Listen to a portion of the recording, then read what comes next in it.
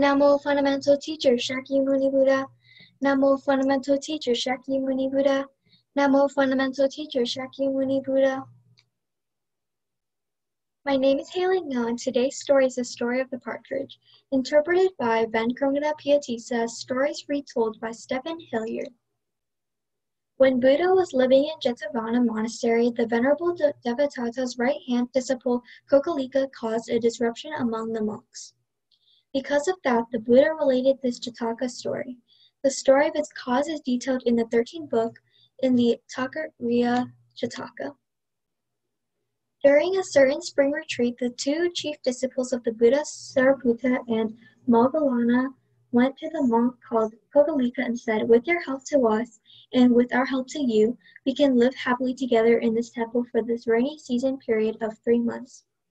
The two chief disciples said this so as to try to avoid being bothered by the public. Kokalika asked, "What is the happiness that you can gain because of me?" The two chief disciples said, "If you do not disclose to anyone that we are here, then we can live happily. That is the help you guys can give us.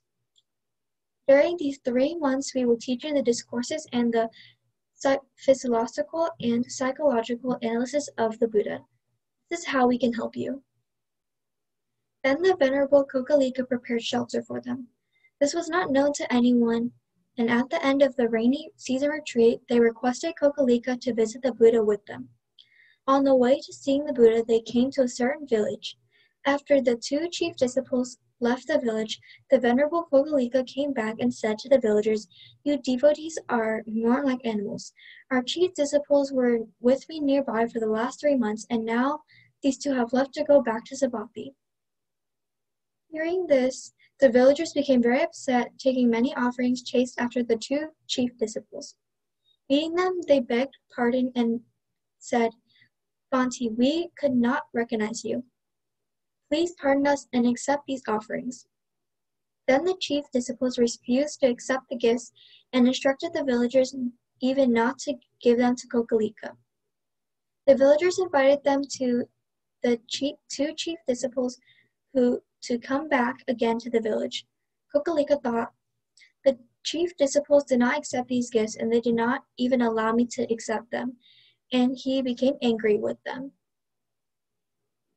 The two chief disciples in Savatthi with the Buddha for a short time again left, this time with their 500 disciples to go to the village where the Kokalika lived.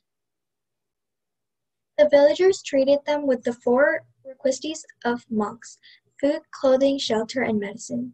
Those monks who went with the two chief disciples shared all the gifts given by the villagers with each other, and did not give any to Kokalika.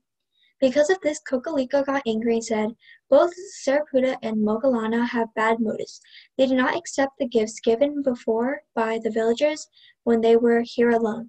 Now they were accepting them, and they are together with a retinue of 500 monks." And he accused the two chief disciples in this way with an evil mind. However, hearing this, the two chief disciples thought, "Kokalika acquires a great amount of demerit because of us. Therefore, it is not good to stay here, so let us go," and they left the place along with their retinue. Seeing this, the villagers started to cry and plead them to stay. But they were firm in their decision. Meanwhile, a young monk spoke to the villagers and said, "O villagers, how can the two chief disciples stay here without the consent of Kokalika?" The villagers got angry and went to Kokalika and requested, "Go, please, and invite the venerable two chief disciples to stay here and beg their pardon. If not, you must leave this village."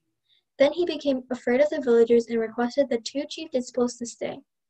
The two chief disciples said, "You monk, do not go. You stay here, but we will not come back."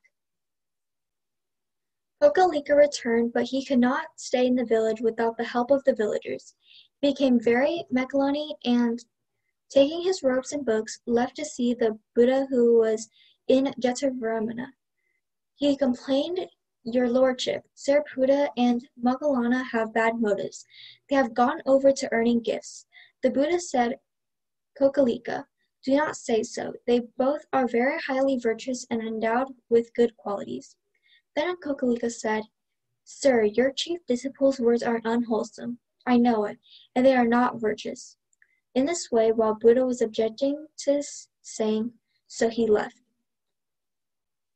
Within a short time, everyone in his body there developed big boils which started to bleed and fester. He could not bear the pain and screaming lying down near the gate of Jetavarnama. His bad reputation spread everywhere, even up to Brahmaloka. This was seen by a certain higher deity named Tudu, who thought, "It is my duty now to go and advise Kokalika to beg pardon for his fault." Staying in the sky, he said, "Kokalika, you have done a very bad deed. Go hurry up and beg your pardon." Then Kokalika asked, "Who are you, sir?" And Tudu said, "I am Tudu, your former master." "What? You are a non-returner to this world? If so, how can you come from the Brahmaloka to this human world? No doubt you are a hungry ghost who comes to heap of garbage." Then the deity went back to his place, saying, "If you speak so, then look out for yourself." And he left. And Kokalika died because of the same disease and was born in a woeful state called the Hell of Pamuda. The Sampathi Brahma deity saw this and informed the Buddha. On this occasion, Buddha said Kokalika did not only in this life, but also in the past life, face difficulties because of his words. Buddha stated that the monk Mahakokala, by speaking too much, faced death even in the past. The monks requested him to disclose the story. The Buddha explained it thus. At one time when a king called Brahmadatta reigned in Benares, the enlightened being was born in a well-known Brahmin family of Benares. After growing up, he became ordained as a rishi, and he became the head of many ascetics and lived in the Himalayan forest.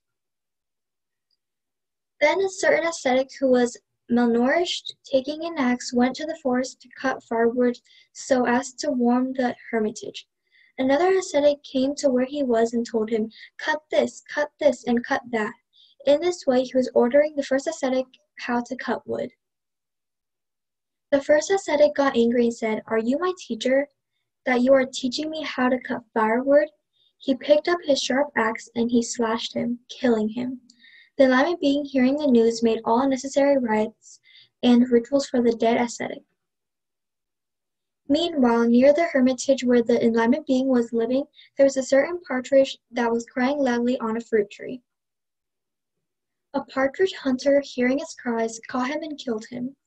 The enlightened being, not hearing its cries for a few days, asked, "What happened to that partridge that cried up until a few days ago?"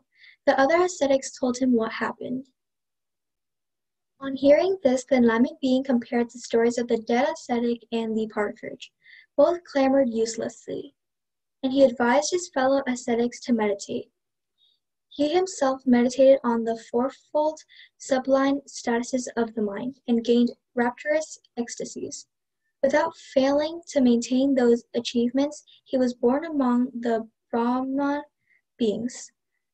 Buddha finished the story saying, "At that time, the ascetic who got slashed in the head by the axe was the elder Kokalika.